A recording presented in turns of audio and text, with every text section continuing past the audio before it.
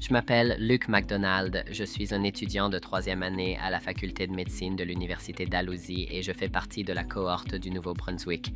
J'effectue actuellement mon stage clinique de troisième année à l'hôpital régional de Miramichi. Même avant de soumettre ma demande d'admission en médecine, j'avais un intérêt très marqué pour la psychologie, surtout dans le domaine de la santé mentale, des comportements, de la personnalité, tous ces types de choses qui m'ont toujours fasciné depuis que je suis jeune.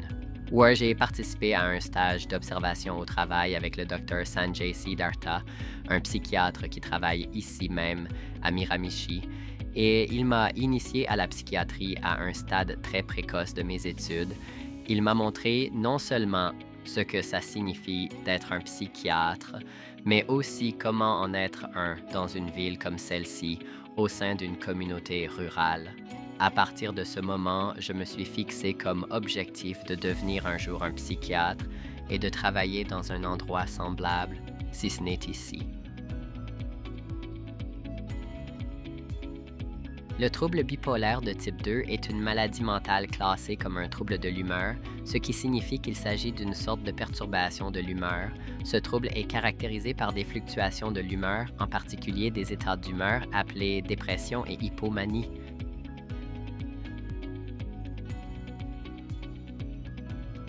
En fait, un état dépressif du trouble bipolaire de type 2 ressemble beaucoup à un état dépressif que l'on pourrait observer dans d'autres maladies de santé mentale, dont le trouble bipolaire de type 1 et dans le trouble dépressif majeur et d'autres formes de dépression également.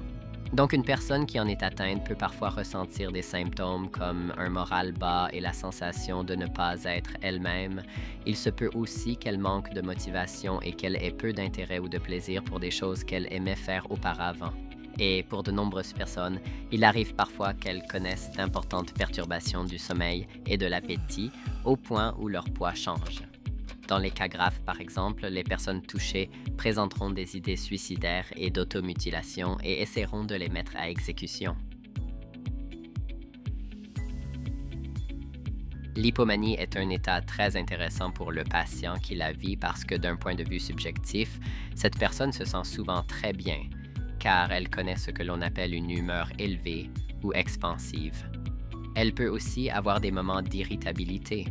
Il arrive parfois que les personnes en épisode d'hypomanie aient l'impression de manquer de patience ou de parler beaucoup plus que d'habitude, mais aussi d'avoir plus d'énergie que d'habitude. Elles peuvent se sentir très productives et remarquer une humeur élevée, en fait plus élevée que ce qu'elles vivent habituellement. Et quand ça arrive, c'est souvent difficile pour elles de reconnaître ce qui se passe avec leur santé mentale en raison des sensations qu'elles éprouvent. Mais il y a un revers à la médaille, l'hypomanie peut aussi entraîner des effets négatifs. En effet, ces personnes peuvent avoir des troubles de jugement ou adopter des comportements qui ne sont pas nécessairement dans leur intérêt, par exemple de comportements à risque élevé, comme l'infidélité ou des pratiques sexuelles risquées. Chez les personnes qui ont des problèmes de consommation d'alcool ou de substances psychoactives et autres, ça peut occasionner des problèmes en raison d'un manque possible de contrôle des impulsions. Dans la plupart des cas, les personnes atteintes d'un trouble bipolaire de type 2 vivent aussi avec d'autres troubles concomitants. Jusqu'à 75% de gens ayant un trouble bipolaire de type 2 auront un trouble anxieux concomitant. Il peut s'agir d'un trouble d'anxiété généralisée, d'un trouble d'anxiété sociale ou d'un trouble de stress post-traumatique ou autre. Le trouble lié à la consommation de substances est aussi très commun chez cette population et bon nombre d'entre nous savent à quoi ça peut ressembler. Ce trouble peut découler d'une tentative d'automédication pour les symptômes d'humeur que les personnes peuvent ressentir ou encore en raison d'une perte de contrôle des impulsions qui est souvent accompagnée par l'épisode qu'elles ressentent. Le trouble bipolaire de type 2 peut être complexe à traiter et à gérer, mais il s'agit d'une maladie qui est tout à fait gérable. Le traitement doit être très adapté aux patients. Les symptômes chez les personnes qui ont obtenu un même diagnostic varient beaucoup d'une personne à l'autre. Souvent, lorsque des médicaments sont utilisés dans le cadre du traitement, on utilisera par exemple des stabilisateurs de l'humeur qui peuvent inclure le lithium, la lamotrigine, la quétiapine, pour n'en nommer que quelques-uns. Essentiellement, tout dépendra du profil clinique de la personne. Si elle a plus tendance à vivre des épisodes hypomaniaques ou à présenter des symptômes d'hypomanie, il se peut que nous choisissions un stabilisateur de l'humeur dont les propriétés permettent de mieux gérer ces symptômes.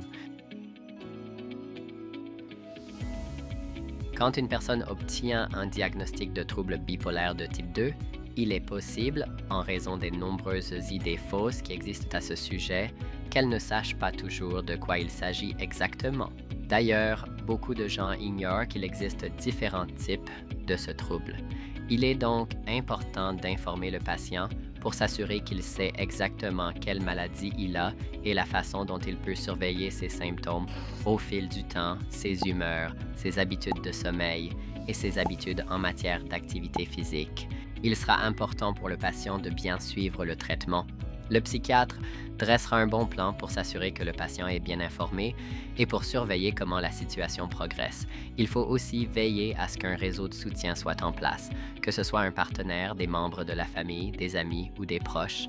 Il existe aussi des ressources auxquelles il est possible d'avoir accès dans différentes collectivités du Nouveau-Brunswick, comme l'équipe de l'unité mobile d'intervention d'urgence et la ligne d'aide 988 qui peut être jointe par téléphone ou par texto.